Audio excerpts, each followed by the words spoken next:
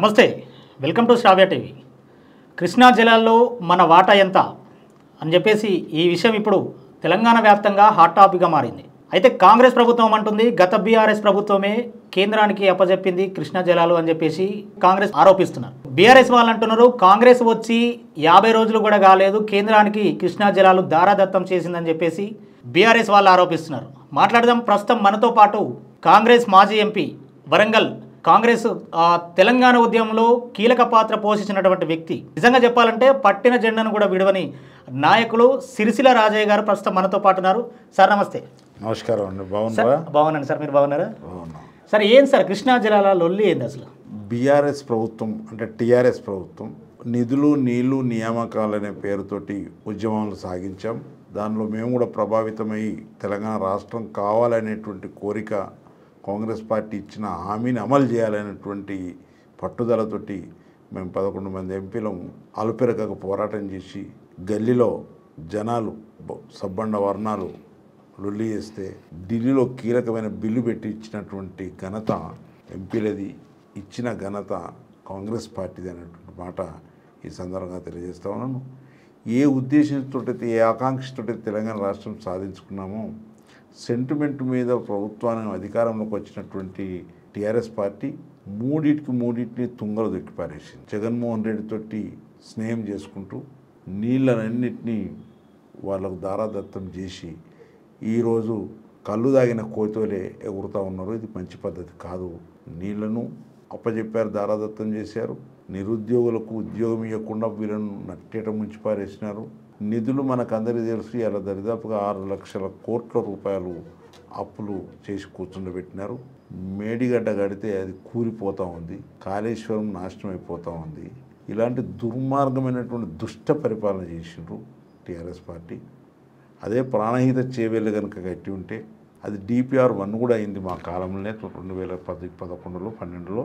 ఆ DPR 2 submit చేసేది ఉంటే కేంద్రము అనుమతి ఇచ్చిన ప్రాజెక్టు కాబట్టి కేంద్రం 80% నిధులు ఇస్తుండే, 20% రాష్ట్రం మీద భారం పడుతుండే. ఏ విజ్ఞతో ఏం ఆలోచన చేసినో నాకు తెలియదు. వాళ్ళు విజ్ఞత కనుక ఉంటే నేను వాళ్ళకు చేతులెత్తి దండం పెడతా. ఆ ప్రాజెక్టును మూలకు వారేసి, ఎందుకంటే కాంగ్రెస్ తీసుకున్న ప్రాజెక్ట్ అని మూలకు వారేసి కాళేశ్వరం తీసుకొచ్చి ప్రజల నెత్తి మీద అప్పుల కుప్పలు చేసి ఆ కట్టిన ప్రాజెక్టు కూడా కూలిపోతూ ఉంటే నిజంగా దీనికి ఏ రకమైన జవాబు చెప్పుకుని నైతిక విలువలకు కట్టుబడి రాజకీయాలకు విశ్రమించాలి, జాతికి క్షమాపణ చెప్పాలి, తెలంగాణ ప్రజలకు అందరికి క్షమాపణ చెప్పాలి. నేను తప్పు చేసినా అని నైతిక విలువలకు ఒక లిజెండరీ ఒక మాట చెప్తాను.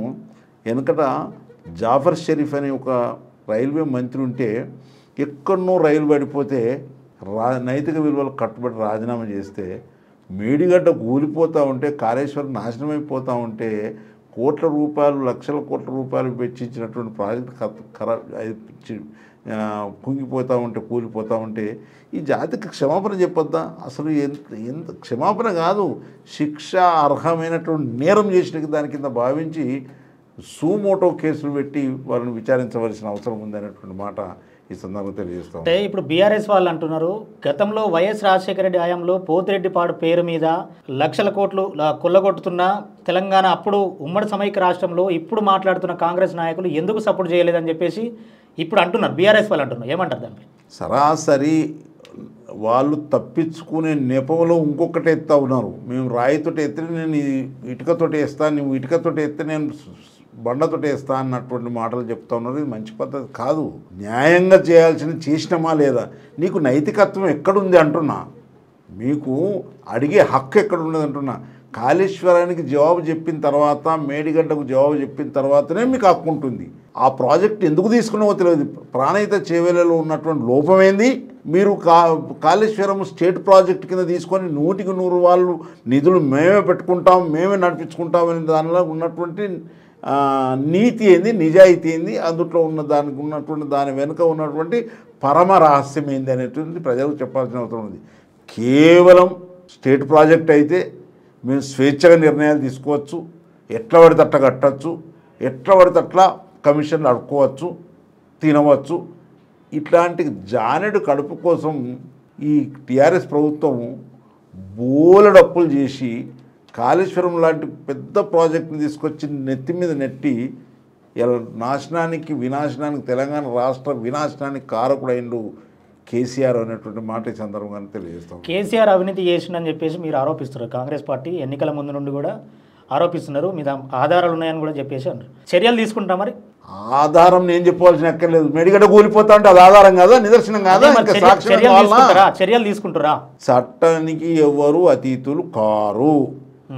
జిస్సే కేల్తా హే ఉస్సే మర్తా హే అన్నాడు. ఎవరు ఏ తప్పు చేస్తే ఆ తప్పుకు తప్పకుండా దానికి జవాబు చెప్పాల్సిన అవసరం ఉంటుంది. దానికి పర్యవసానాన్ని ఎదుర్కొనవలసిన పరిస్థితులు ఉంటాయి. కాబట్టి అది చట్టం it takes its own course of time. రేపు నల్గొండలో జరిగే సభకు కేసీఆర్ ఎన్నికల తర్వాత మళ్ళీ జనాలకు రాబోతున్నాడు. నిజాలు ఏంది అని చెప్పేసి రేపటి సభలో ఖచ్చితంగా తెలుస్తాయి. తెలంగాణ ప్రజలు గమనిస్తారు. కాంగ్రెస్ ప్రభుత్వం చేసిన అవినీతి ఏందో బయట పెడతారని చెప్పేసి కూడా బీఆర్ఎస్ వాళ్ళు అంటున్నారు. ఎట్లా చూస్తారు? ఆయన పచ్చ అబద్ధాలు చెప్తాడని అందరికీ తెలిసిపోయింది. మామూలు అబద్ధం కాదు. ఈరోజు నల్గొండకు గనక ఆంజనేయుని విగ్రహాన్ని ఎత్తిలో పెట్టుకొని ప్రమాణం చేసి మాట్లాడినా నిన్నెవరు నమ్మే పరిస్థితులు లేరు. ఎందుకంటే 10 ఏళ్ళు రేపు మాపు అని వేచి చూసి కళ్ళు కాయలు కాసినాయి, చెవుల రక్తాలు గారినాయి. ఇక వినే పరిస్థితులు లేరు. నాయన నువ్వు వట్టిగా తిరగకు, ఆయాసంతో ఉన్నావు, కాలు మంచిగా లేదు, నడవలేకపోతున్నావు, ఇక నోరు కూడా నడవని పరిస్థితి వస్తుంది. ఎందుకు మీరు అనవసరంగా ఇటువంటి బూటకపు మాటలు చెప్పి తెలంగాణ ప్రజలను ఇక మోసం చేయలేరు. One can cheat once twice but not for ever అనేటువంటి సిద్ధాంత ప్రకారంగా ఇంకా నిన్ను ఎవరు నమ్మే పరిస్థితిలో లేరు అనేటువంటి మాట సందర్భంగా తెలియజేస్తాం. అసలు రాయలసీమకు నీళ్ళు ఇవ్వాల్సిన అగత్యం ఎందుకు వచ్చింది? ఇప్పుడు దానికోసం మళ్ళీ యుద్ధం ఎందుకు? అసలు నీళ్ళ పంపిణీలో ఒక హేతుబద్ధమైనటువంటి ఆలోచన చేసి ఆ కృష్ణా రివర్ బోర్డు అనేది ఒక బోర్డు ఉంది. దానికి అనేక మన నివేదికలు ఇచ్చి అవసరమైనటువంటి మేరకు దాన్ని పంపిణీ సజావుగా జరగటానికి అన్ని పార్టీలు సహకరించవలసిన అవసరం ఉంది. ఇంకొక మాట కూడా ఈ సందర్భంగా తెలియజేస్తా ఉన్నాను. కావలసిన నీళ్లు ఇప్పుడు మనకు ఉన్నటువంటి రెయిన్ఫాల్ అదృష్టవశాత్తు భారతదేశంలో 1200 to 1300 mm రెయిన్ఫాల్ ఉంది. ఆ రెయిన్ఫాల్లో వచ్చినటువంటి వర్షపాతాన్ని మనం 10 నుంచి 15% వాడుతున్నాం. మిగతా 80 నుంచి 85% వాటర్ వేస్ట్గా పోతుంది. వేస్ట్గా పోయే దాన్ని పట్టించుకోవటం లేదు. వచ్చే 10%లో ఇన్ని ట్రిబ్యునల్స్ పెట్టి అనేక మ్యాన్ అవర్స్ వేస్ట్ చేసి అనేక కోర్ట్ అవర్స్ను వేస్ట్ చేసి ఇబ్బంది పడుతూ ఉన్నాము. ఇది ఇక్కడ బారినా అక్కడ బారినా నా రాష్ట్రం అనేటువంటి, నా ప్రజలు, నా భారతదేశం అనేటువంటి విస్తృత భావం ఉండవలసిన అవసరం ఉంది. ఇంకా మనం ఆగగట్టవలసినటువంటి ప్రాజెక్టులలో నీళ్లు ఆగగట్టుకునే ప్రయత్నం చేయాలి. దానికే మళ్ళీ పోలవరం మనకు ఉన్నటువంటి ప్రాణహిత చేవెళ్ళను కనుక తీసుకొస్తే ఈ ప్రాంతం సమస్య పరిష్కారం అవుతుంది అనేటువంటి మాట తెలియజేస్తున్నాను. అయితే ఉమ్మడి సమైక్య రాష్ట్రంలో తెలంగాణకు అన్యాయం జరుగుతున్నా కూడా కాంగ్రెస్ పార్టీ నాయకులు, ఇప్పుడు మాట్లాడుతున్న నాయకులు పదవుల కోసం ఉమ్మడి రాష్ట్రంలో ఉన్న నాయకులకు వంతపాడి వాళ్ళకు సపోర్ట్ చేసిన వాళ్ళు ఇప్పుడు మాట్లాడుతున్నారు అని చెప్పేసి కూడా అంటున్నారు. ఏమంటారు?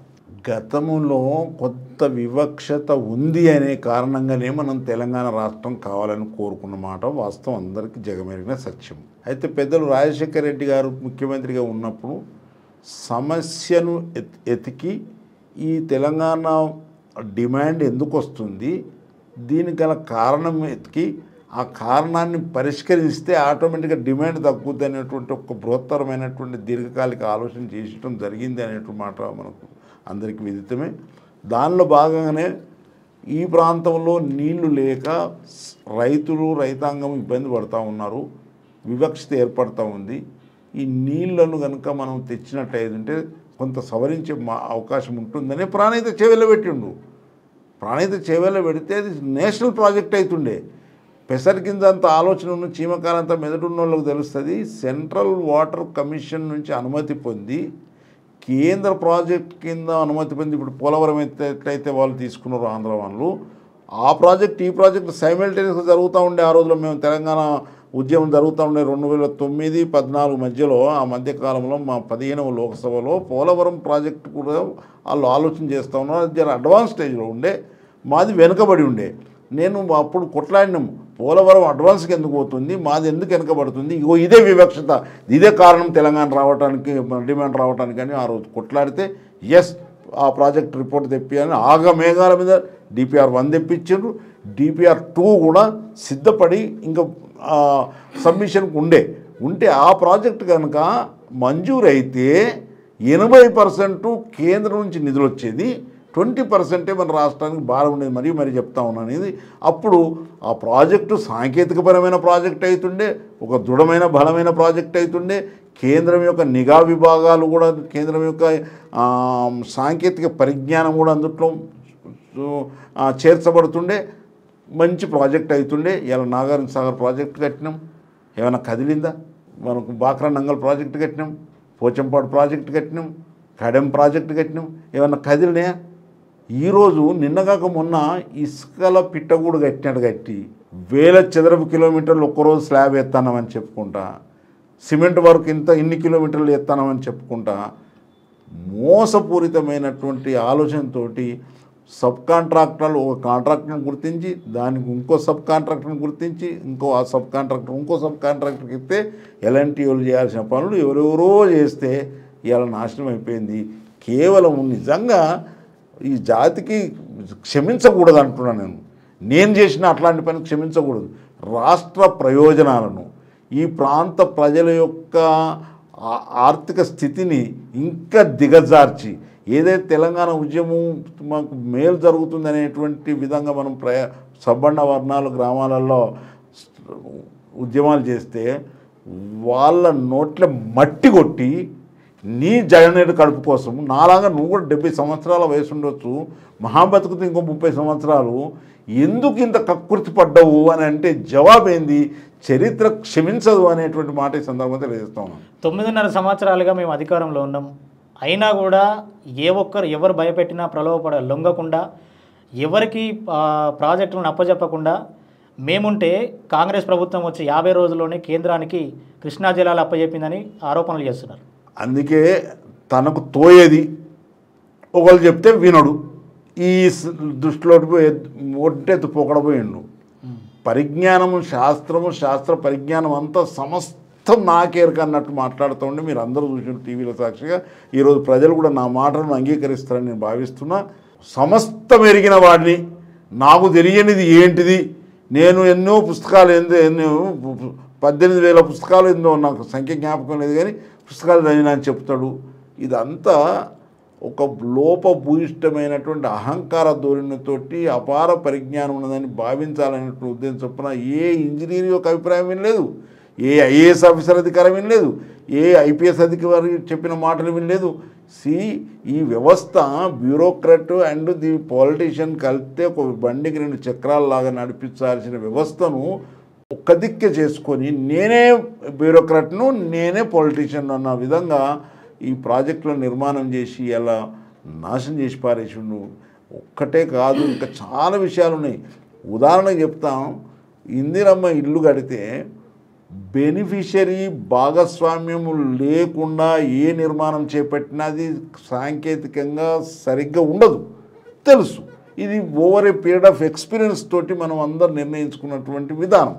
దానికి భిన్నంగా ఏ కాంట్రాక్టర్ను పిలిచి ఓ టార్గెట్ పెట్టి నీకు ఆ ప్రాజెక్ట్ ఇచ్చిన కాబట్టి ఇక్కడ డబుల్ బెడ్రూమ్లు కట్టు, దాని కింద నేను ఇచ్చేది గింతే అని చెప్పి కట్టిస్తే టెండర్లో ఉన్నటువంటి స్పెసిఫికేషన్సు దానికి ఉన్నటువంటి రేట్ల ప్రకారం కడితేనే ప్రాజెక్టులు కూలిపోతూ ఉంటే, ఏ టెండర్ లేని, ఏ స్పెసిఫికేషన్ లేని, ఏ అగ్రిమెంట్ లేని ఈ ఇండ్ల నిర్మాణంలో కాంట్రాక్టర్ ఉచితంగా కడతా ఉంటే దానిలో క్వాలిటీ ఉంటుంది అంటారా?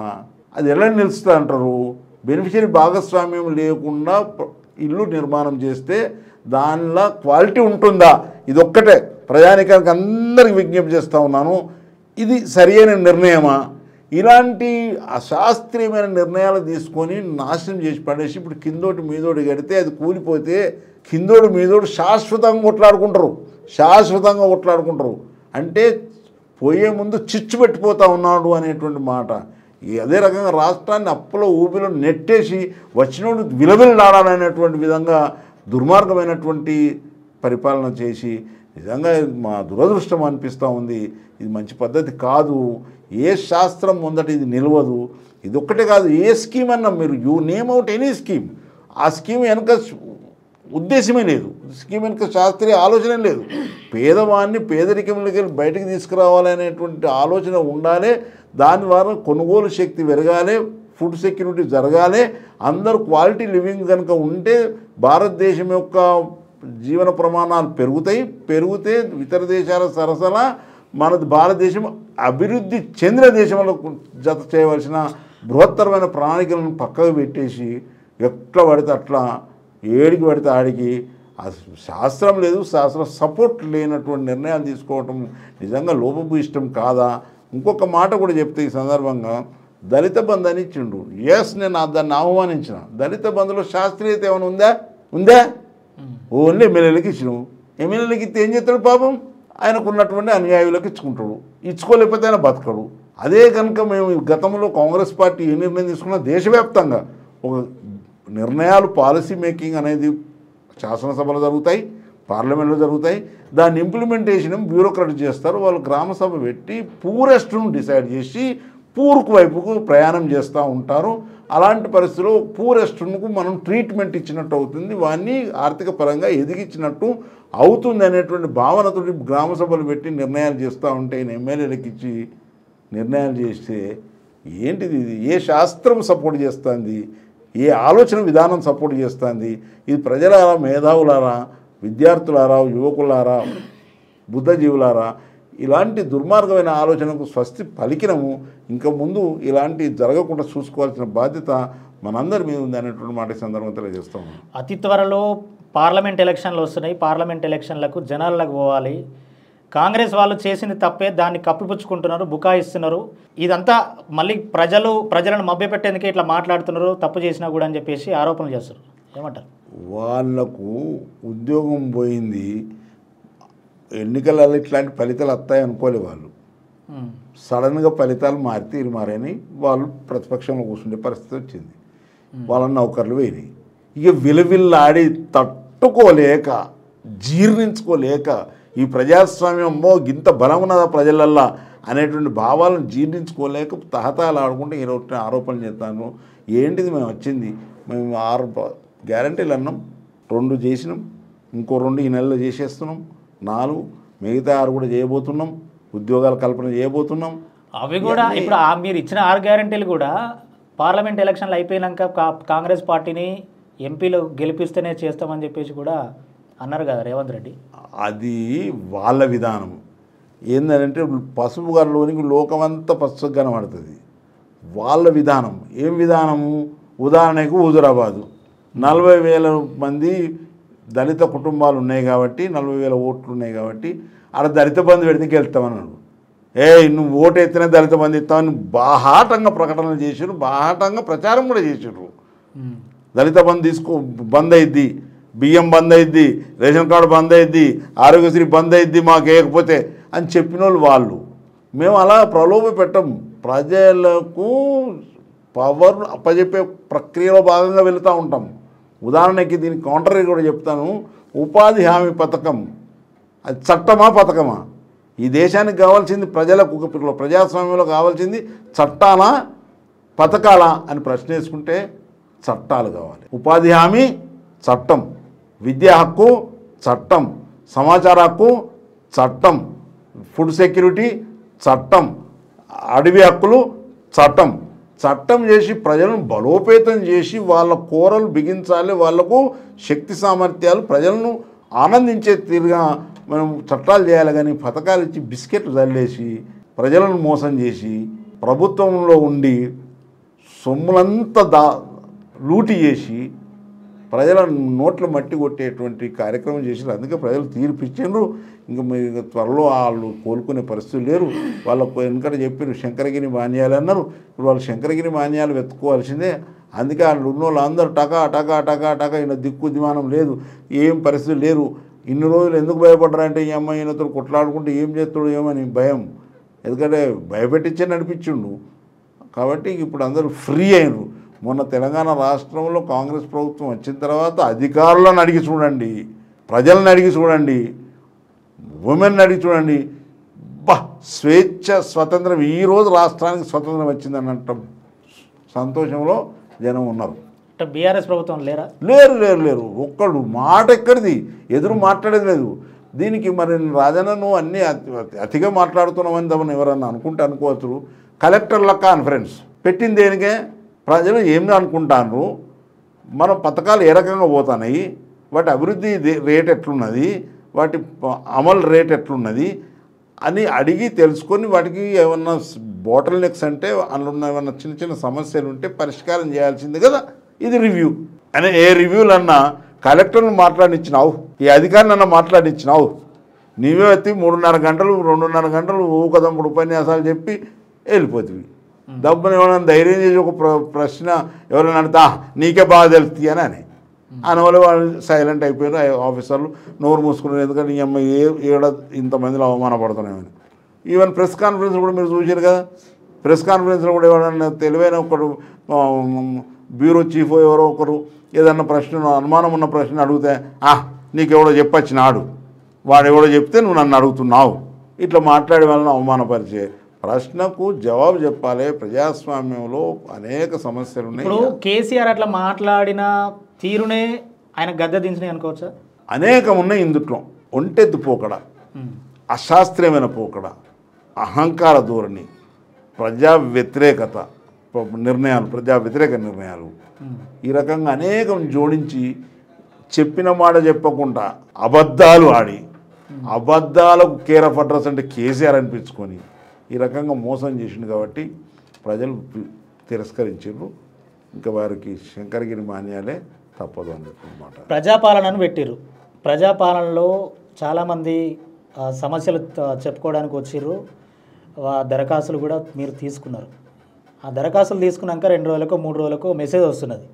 ఆ మెసేజ్ల వరకే పరిమితమా, లేకపోతే ఆ సమస్యలు పరిష్కరించే విధంగా ఇంకేమైనా ఆలోచనలు చేస్తారా? ఇప్పటివరకు అయితే ఒక సమస్య ఇట్లా మాకు పరిష్కారం అయింది ప్రజాపాలన ద్వారా అని చెప్పేసి ఒక్క ఏ ఒక్కరు కూడా బయటకు వచ్చి చెప్పలేని పరిస్థితి. ఇప్పుడు ఆ మెసేజ్ల వరకే పరిమితమా, లేకపోతే ఇంకా ముందు దానికి ఇంకేమైనా ఆలోచన చేస్తున్నారా? మొట్టమొదట ఒక అడుగు ప్రజాపాలన జరగాలి. ప్రజల యొక్క సమస్యలను, ప్రజల అవసరాలను తీర్చడానికి ప్రభుత్వాలు ఉన్నాయి. ఇది అందరూ ఒప్పుకోవాల్సిన విషయం. నువ్వు ఇన్ని రోజులు గత 10 ఏళ్ళ నుంచి ఓ ముళ్ళ కంచె వేసి ఎమ్మెల్యేలను రానియకపోతుంది, మంత్రులను ధైర్యం చేసి రానియకపోతుంది. ఇక ప్రజలైతే లేనే లేదు. దానికి భిన్నంగా ఈరోజు ప్రజల సమస్యలను పరిష్కార వేదికగా ఇలా ప్రజా పరిపాలన పెట్టాం. దరఖాస్తు స్వీకరిస్తున్నాం. ఇచ్చిన దరఖాస్తుకు దిక్కు లేకుండా గత కాలంలో గత 10 ఏళ్ళల్లో ఎవరైనా దరఖాస్తు ఇస్తే పోయింది, మళ్ళీ నేను దరఖాస్తు ఇస్తే పోయింది. నాకే అనేక సాక్ష్యాలు ఉన్నాయి. ఒక జిరాక్స్ కాపీ తెచ్చేయండి సార్. ఇట్లాంటి పరిస్థితి నుంచి ఈరోజు భిన్నంగా ఫలానా మల్లయ్య దరఖాస్తు ఇచ్చిండు, దానికి ఒక నంబర్ ఇస్తున్నాం, దానికి ఒక అక్నాలెడ్జ్మెంట్ ఇస్తున్నాం, దాని డిపార్ట్మెంట్కి ఎటు పంపుతున్నామని చెప్తున్నాం. అక్కడ పరిష్కారం చేసే ప్రయత్నం చేస్తాం. అన్ని సమస్యల పరిష్కారం అయితే నేను అనలేను, కానీ తప్పకుండా మెరిట్ ఉన్నటువంటి దరఖాస్తులను, విజ్ఞప్తులను పరిష్కారం చేసి వాళ్ళకి తెలియజేసి కూడా జరుగుతుంది. ఇది కేంద్రంలో, రాష్ట్రంలో ఇలాంటి పరిపాలన జరగాలని మేము ఒక సూచన అంటే ఒక ఎగ్జాంపులర్గా మేము ప్రయత్నం చేస్తూ ఉన్నాం. తప్పకుండా 2 నెలలు అయింది. ఇంకా డిపార్ట్మెంట్లకు వెళ్తాయి. వెళ్ళిన తర్వాత వాటి గ్రౌండ్ లెవెల్లో పోయిన తర్వాత దాని సమస్యకి ఏం పరిష్కారం అనేది ఆలోచన చేస్తాం. పరిష్కారం అయితే పరిష్కారం అయింది. పరిష్కారం కాకపోతే ఇది కాదు ఇందువలన అని కూడా చెప్తాం. మరి ఇంకా 4 నెలలు ఉన్నది. మరి 4 నెలల్లో మీకు వచ్చిన దరఖాస్తులన్నీ ఆ సమస్యలు తొందరగా పరిష్కరిస్తే అయిపోతుంది ఇంకా? అంటే మీ అధికారం ఇంకా 4 నెలలు. సమస్యలన్నీ జీరో అవుతాయని నేను చెప్పను. అది ఎవరైనా చెప్తే కేసీఆర్ చెప్పాలి, అదేమున్నదా అన్నీ తీసి పారేస్తాం అని చెప్తాడు. అట్లా కాదు. మెరిట్లో ఉన్నటువంటివి, క్వాలిటీగా ఉన్నటువంటివి, చేయలేకపోయినవి చేస్తాం. నేను అనేది ఏంటంటే మొత్తం మీద కాంగ్రెస్ ప్రభుత్వం ఉండేది 6 నెలలే అని చెప్పేసి అన్నారు. 2 నెలలు అయిపోయింది. ఈ వచ్చిన సమస్యలు ఈ 4 నెలల పరిష్కరిస్తే బాగుంటుందేమో అని చెప్పేసి నేను అంటున్నాను. పచ్చగానిలోనికి లోకమంద పచ్చగాన్ని ఇందాక చెప్పినా కదా, చీల్చుడు కూల్చుడు వాళ్ళకు అలవాటు. ఏది టీఆర్ఎస్ పార్టీకి. ఎంతసేపు లోటపేట పెదవులకు నక్కాశపడ్డట్టు ఆశపడతాను. మీరు అట్నే ఎండిపోతారు తప్ప మీకేం జరగదు. ఎందుకంటే స్వయం ప్రేరితులైన ప్రజలు స్వయం ప్రేరితులయ్యని నోడగొట్టిండ్రు. ఎవరన్నా దిక్కుమాల పని కనుక ఎప్పుడన్నా మా పార్టీ మార్చే కథ చేస్తే ఊళ్ళల్లో రానిచ్చే పరిస్థితి ఉండదు. ఇంకా నీ దగ్గర నుంచి మా దిక్కు వస్తున్నారు. వచ్చే అవకాశాలు దండిగా ఉన్నాయి. అవి మేము కూడా క్వాలిటీ చూస్తున్నాం. ఉట్టిగా ఎవరు పడితే వాళ్ళైతే జాయిన్ చేసుకునే పరిస్థితి లేదు. బ్యాచింగ్ చేయాలి కాబట్టి క్వాలిటీ చూస్తున్నాం. మీకు అట్లాంటి అవకాశం లేదు. ఒట్టిగా ఊహాజనితంగా బతకకండి. ఎందుకంటే క్యాడర్ డిమోరియల్ అయిద్దని ఒక కట్టుకథ చెప్పి అది 6 నెలల పోతుందా మళ్ళీ మనమే వస్తామంటే పోయేటోడు పోకుండా ఆగాలని ఒక నాటకము. దీన్ని ఎవరు నమ్మరు. ఎట్లా మరి మొన్న రేవంత్ రెడ్డి మీద బాల్క సుమన్ బీఆర్ఎస్ మాజీ ఎమ్మెల్యే బాల్క సుమన్ కొన్ని ఘాటు వ్యాఖ్యలు చేసి ఎట్లా చూస్తారు దాన్ని? ఇది నక్కకు నాగలోకం ఉన్నంత తేడా ఆయన మాట. ఏమన్నా స్థాయి నెరిగి మాట్లాడిన మాటేనా? ఒక ప్రజాస్వామ్యంలో నిన్న కూడా ఒక సదస్సు జరిగింది, విజ్ఞుల సదస్సు, మేధావుల సదస్సు జరిగి రాజకీయ నాయకులు భాషను చెడగొడుతున్నారు. ప్రజాస్వామ్యంలో వాళ్ళు మాదిరిగా ఉండవలసిన వాళ్ళు ఉండకుండా నీచ పదజాలను, అసభ్య పదజాలాలు, అన్పార్లమెంటరీ లాంగ్వేజ్ మాట్లాడుతూ ఉన్నారు అని సిగ్గుపడతా ఉన్నారు. అలాంటి పరిస్థితిలో కేసీఆర్ మెచ్చుకోవాలనో, కేటీఆర్ మెచ్చుకోవాలనో, రేవంత్ రెడ్డి లాంటి నాయకుని మీద ఒక జాతీయ పార్టీకి అధ్యక్షుడు, ఒక రాష్ట్రానికి ముఖ్యమంత్రి, 2 సంవత్సరాల కాలంలో ముఖ్యమంత్రి పదవికి ఎదగలిగిండు. అలాంటి వాడిని పట్టుకొని నీ చుట్టూ 100 మాగదులు ఉన్నారని టకాటక లేవట్టి చూపించి ఏం సంస్కారమే, ఏం ధైర్యమే నీకు? నువ్వేంటిది? అంబేద్కర్ కనుక రాజ్యాంగంలో మనకు పొందుపరచకపోతే నేనెక్కడ, నువ్వెక్కడ నంబర్ 1? నువ్వు పెద్ద పిల్ల కాంటాక్ట్ చేసినాడు, నీ పరిస్థితి ఏంది నంబర్ 2? ఏమి అంతే డబ్బు రాగానే ఇంత అహం పెరగకూడదు అంటున్నా. అది తప్పు అంటున్నాం. ప్రజాస్వామ్యంలో ప్రజలు చూస్తున్నారు అని మనం అర్థం చేసుకోవాలి. మనమే విజ్ఞులం కాదు.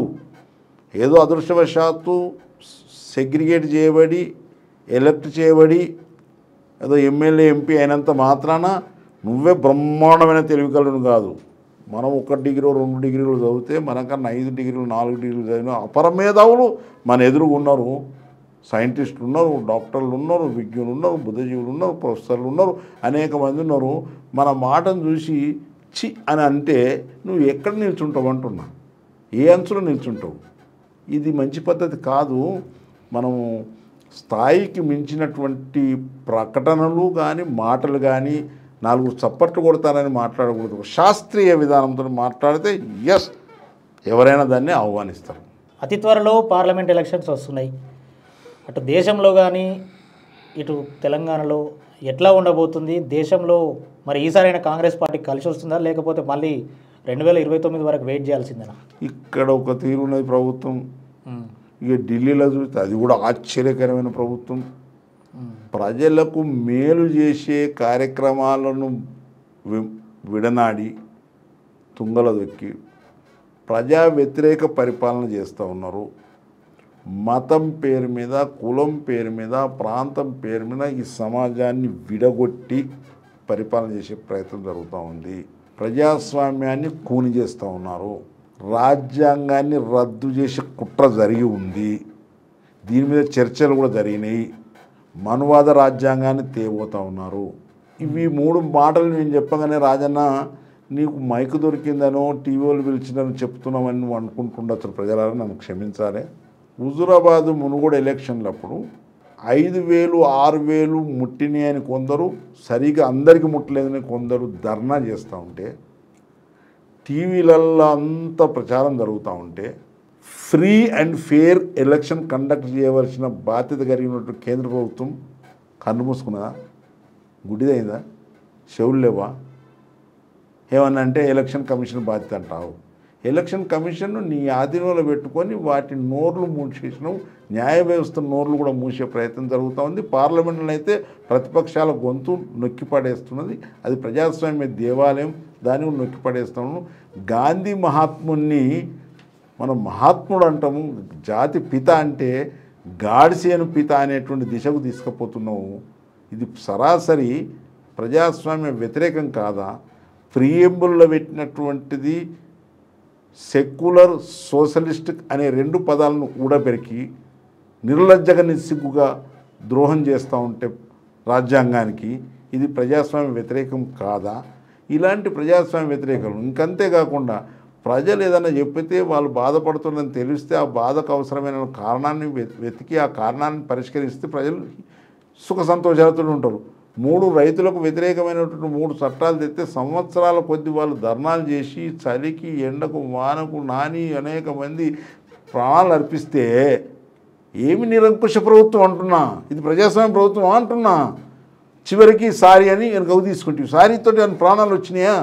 అన్ని సంవత్సరాలు, 1 సంవత్సరంన్నర దాకా వాళ్ళు ఉద్యమాలు చేసిండ్రు. వాళ్ళకేమిది? వాళ్ళకు వాళ్ళ ఆందోళనకు వెల ఎంత కడతావు? వారి మానసిక శారీరక ఆందోళనకు వెల ఎంత కడతావు? ఇది తప్పు చేసినావు కాదా? ప్రజాస్వామ్య వ్యతిరేకం కాదా? ఈ 2 ఉదాహరణలు మచ్చుకు సరిపోతాయని నేను అనుకుంటున్నాను. ఇంకా అనేక ఉదాహరణలు చెప్పగలుగుతాను. ఇలా రాముని బాణం వేసి, నిజంగా రాముడు దేవుడు, భద్రాచల రాముడే మాకు ఆరాధ్య దైవం. ఇక్కడ ప్రతి సంవత్సరం శ్రీరామనవమి చేస్తూ ఉంటాము. చారిత్రకమైనటువంటి ప్లేసు మన భద్రాద్రి రావన్న. మా దగ్గర జమ్మికుంట దగ్గర, కరీంనగర్ జిల్లా జమ్మికుంట మండలంలో ఇల్లంద కుంట అని ఉంటుంది. ఇల్లంద కుంట, ఇల్లంద పనులు తీసి ఆ నాయనకు అక్కడ పిండ ప్రదానం చేసిండని చెప్తూ ఉంటారు దశరథ మహారాజుకు. అలాంటి చారిత్రక ప్రదేశాలు ఉన్నాయి. అందరం మొక్కుతున్నాము. హిందువులు వ్యత్యాసం ఏమీ లేదు. ఈయలనే రాముడు పుట్టినట్టు, ఈయన ప్రాణ ప్రతిష్ఠ చేసినట్టు, ఈయల ప్రాణం జీవం అయోధ్యలో వచ్చినట్టు దేవుణ్ణి కూడా రాజకీయానికి వాడుకునే దుర్మార్గమైన ఆలోచన చేస్తే పాపం దేవుడు చూస్తాడు బిడ్డ. దీనికి శిక్ష తప్పదంటున్నా. అంటే నిజంగా అది ఎన్నికల మభ్యపెట్టకూడదనా? ఎస్ ఎన్నికల మభ్యపెట్టడానికి ఇవాళ పీఠాధిపతులు కూడా చెప్తున్నారు. అది పూర్తిగా కాకుండా ఇట్లా ప్రారంభోత్సవాలు చేయకూడదు, ధ్వజస్తంభం లేకుండా ప్రారంభోత్సవం చేయకూడదు అని చెప్పినా కూడా వినకుండా ఎలక్షన్ల కోసం చేస్తున్నటువంటి ఒక ప్రక్రియ. దానికి తలంబ్రాలు ఊరూర పంపుడు, ఇంటింటికి పంపుడు, ప్రతి ఊళ్ళో ఒక బొమ్మ పెట్టి అది రెచ్చగొట్టుడు. నేననేది ప్రపంచము ఒక కుటుంబం అయింది. ప్రపంచ కుటుంబాలలో అనేక జాతులు, వర్ణాలు, వర్గాలు, ప్రాంతాలు ఉన్నటువంటి మతాల వాళ్ళు ప్రపంచంలో కలిసి జీవించాలనేది మన యొక్క ఇంటర్నేషనల్ పాలసీ, ఐక్యరాజ్య సమితి చెప్తున్నటువంటిది. అనేక దేశాల కూడికలు, కుటుంబాలు కలిసి, అనేక దేశాలు కలిసి ఒక సార్క్ అని అదని పెట్టుకొని అందరం కలిసి ఉండాలి. ఇచ్చిపుచ్చుకునే ధోరణులు ఉండాలి. విద్వేషాలు వెనికిరావు, అసూయ వెనికిరాదు, కలిసి జీవించాలి, కలిసి ఎదగాలి అనేటువంటి గొప్ప ఆశయంతో ప్రపంచం నడుస్తూ ఉంటే ఈయన హిందూ అని అంటే ఎట్లా? అందరం కలిసి నడవాల్సింది కదా. ఎన్ని మతాల వాళ్ళు, అన్ని కులాల వాళ్ళు, అన్ని వర్గాల వాళ్ళు, అన్ని ప్రాంతాల వాళ్ళు, అన్ని దేశాల వాళ్ళు ఒకరికొకరు సహకరించుకుంటూ జీవన ప్రమాణాలు మెరుగుపరుచుకుంటూ గొప్ప ప్రపంచంగా, గొప్ప మానవ జాతిని ఎదిగించవలసినటువంటి విధానాన్ని నేను ప్రధానమంత్రి అయ్యి, నా దేశ ప్రధాని, మామూలు ప్రధాని కాదు, మాది భారతదేశం గొప్ప ప్రజాస్వామ్య దేశం, పెద్ద దేశం. ఈ పెద్ద దేశానికి ఉన్న ప్రధాని ఇంత సంకుచిత స్వభావంతో ఉంటే ఎట్లా దీన్ని హర్షించుడు అంటున్నా. అందుకే మా రాహుల్ గాంధీ గారు భారత్ జోడో యాత్ర చేపట్టాడు. నఫరత్ చూడో, భారత్ జోడో. చాలామంది కుహన మేధావులను భారతదేశాన్ని విడిపోయినాదే, విడిపోయే ప్రమాదం కనబడుతుంది. నీకు కనబడతలేదు, నాకు కనబడతలేదు, కానీ దేశంలో ఉన్నటువంటి అనేక మంది కనబడుతుంది. ప్రజాస్వామ్యం కూని అవుతుందని కనబడుతుంది. అందుకే కదా ఇండియా పార్టీ పెట్టిండ్రు.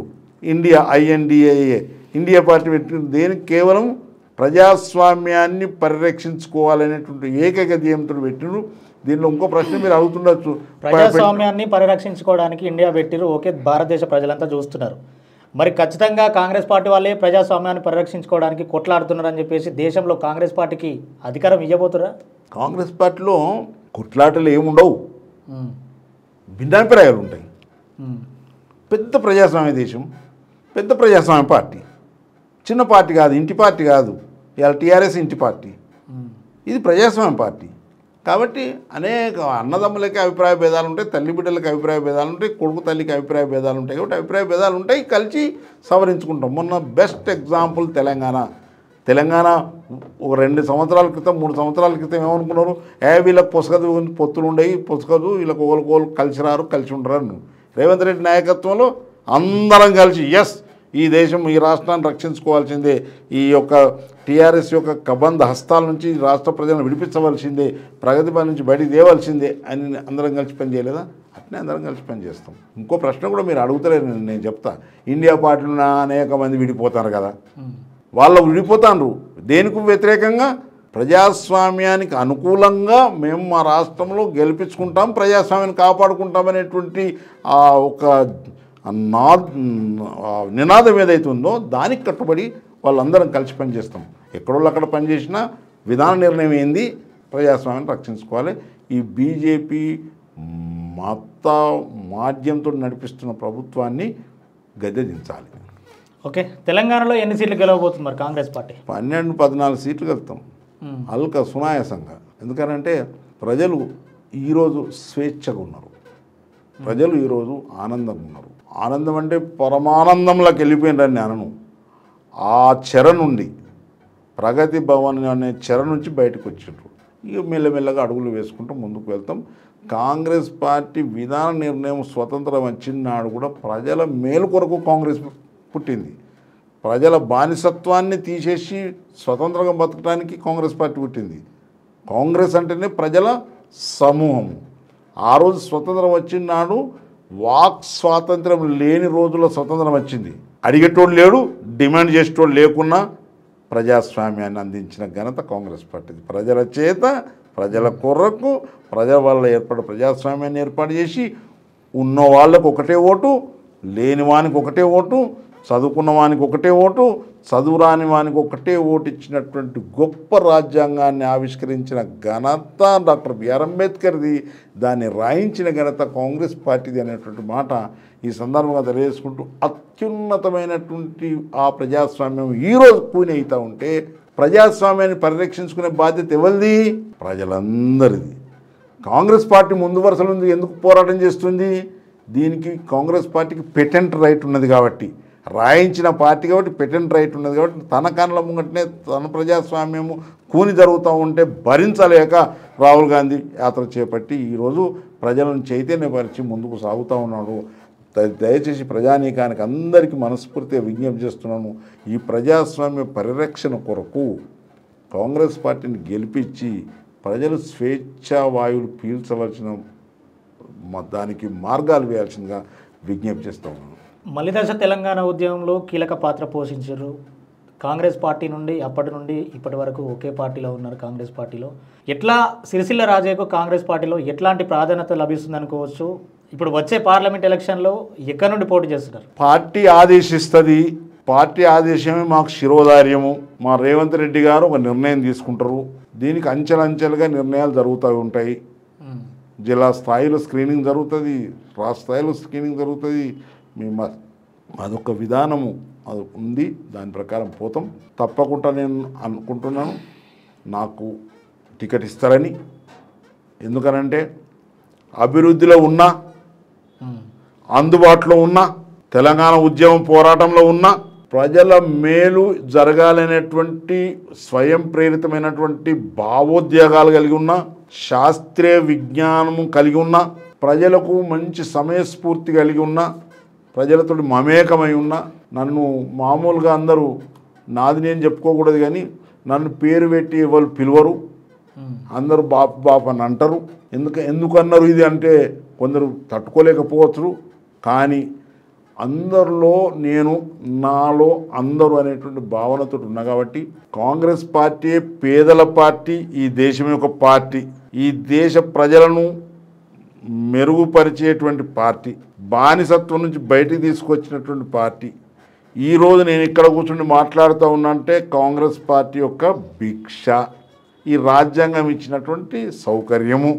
కాబట్టి కాంగ్రెస్ పార్టీ ఈ రాజ్యాంగాన్ని రాసింది కాబట్టి ఈ రాజ్యాంగాన్ని రక్షించుకునే భాగంలో భాగంగా నేను అంబేద్కర్ వారసునిగా ఈ రాజ్యాంగానికి ఒక సమితిలాగా ఉండి రాజ్యాంగ రక్షణ కోసం ప్రయత్నం చేయటం జరుగుతుందని భావిస్తున్నా. కాబట్టి నన్ను తప్పక ప్రజలు దీవిస్తారు, పార్టీ దీవిస్తుంది. అల్టిమేట్గా ఏది జరిగినా పార్టీ నిర్ణయమే మాకు శిరోధార్యం.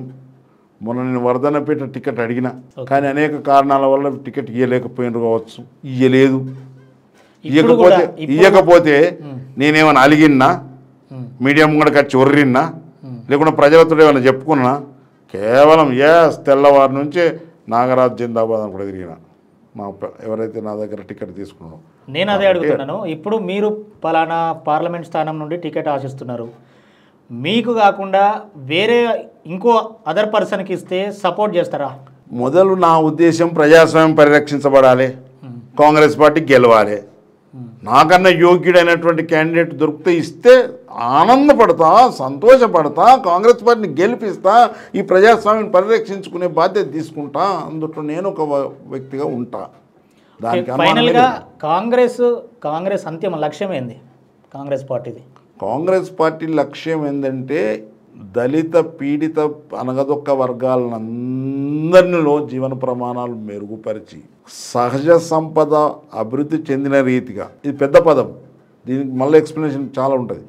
సహజ సంపద ఏ రకమైతే ఈ దేశంలో అభివృద్ధి చెందిందో మానవ సంపదను కూడా అదే రేటును అభివృద్ధి చెందితే ఈ రెండు సమతుల్యం అయితే భారతదేశము ప్రపంచంలో అత్యున్నతమైన మెరుగైనటువంటి అభివృద్ధి చెందిన దేశం కింద పోతుంది. ఆ మార్పుకు రావాలని దానికోసం మేధావులు, విద్యావంతులు, విజ్ఞులు, ఈ పౌరులందరం కలిసి ఆ నిర్మాణాన్ని, భారతదేశ నిర్మాణానికి దోహదపడే ప్రయత్నం చేయవలసిన అవసరం ఉంది అనే మాట తెలియజేస్తున్నాను. ఇలా సహజ సంపద అంటే మీకు తెలుస్తుందో లేదో మరి ప్రజానికానికి తెలియాలి కాబట్టి ఒక పాయింట్ చెప్పాలి. 2 క్వింటళ్ళు పండే వరిని 30-40 క్వింటళ్ళకు తీసుకెళ్ళాం. ఊరంతటా పావుల పర్సెంటేజ్, 25% సేద్యమయ్యే భూమిని ఈరోజు 90% తీసుకుపోయినాం. మొక్క సామర్థ్యాన్ని పెంచాం, సాగు యోగ్యత కలిగిన భూమిని 100% తీసుకొచ్చే ప్రయత్నం చేశాం. భూగర్భ జలాలను వాడుతున్నాం, భూమిలో ఉన్న గనులను వాడుతున్నాం. ఈ రకంగా అనేక సహజ సంపదను ఇంప్రూవ్ చేస్తున్నాం. దాంతోపాటుగా మానవ సంపద, బ్రహ్మాండమైన సంపద నా దేశంలో. కొన్ని దేశాలలో మనుషులు లేరు, బాగా వాళ్ళ ప్రోత్సాహాలు ఇస్తున్నారు. మన పిల్లల కంటే ఇన్ని వేల రూపాయలు, అన్ని వేల రూపాయలు అని. ఆ రకంగా మన దగ్గర సహజ సంపద, మానవ సంపద ఉంది. మానవ సంపదను అప్గ్రేడ్ చేసి వాళ్ళ శక్తిని, వాళ్ళ సామర్థ్యాన్ని వాళ్ళ కొరకు, వాళ్ళ ద్వారా వాళ్ళ కుటుంబం కొరకు, వాళ్ళ కుటుంబం ద్వారా ఈ దేశం కోసం వాడేటువంటి మెరుగైనటువంటి మానవ సంపదను పెంచడానికి అనేక రకాల అవకాశాలు ఉన్నాయి. వాటిని మెరుగుపరిచే ప్రయత్నం చేయాల్సిన అవసరం ఉంది. రైట్, థ్యాంక్ యూ సార్, పిలవగానే మా స్టూడియోకి వచ్చినందుకు. రైట్, ఇది తెలంగాణలో బీఆర్ఎస్ పార్టీ నాయకులు ఎవరెన్ని కుట్రలు చేసినా కూడా కాంగ్రెస్ ప్రభుత్వం ఖచ్చితంగా ఎన్నికల ముందు ఇచ్చిన హామీలను ఈ 90 రోజుల్లో ఖచ్చితంగా నెరవేరుస్తుంది. పీడిత తాడిత ప్రజల వాళ్ళ బతుకులను బాగు చేయడమే కాంగ్రెస్ పార్టీ అంతిమ లక్ష్యం అని చెప్పేసి రాజయ్య గారు తెలియజేస్తున్నారు.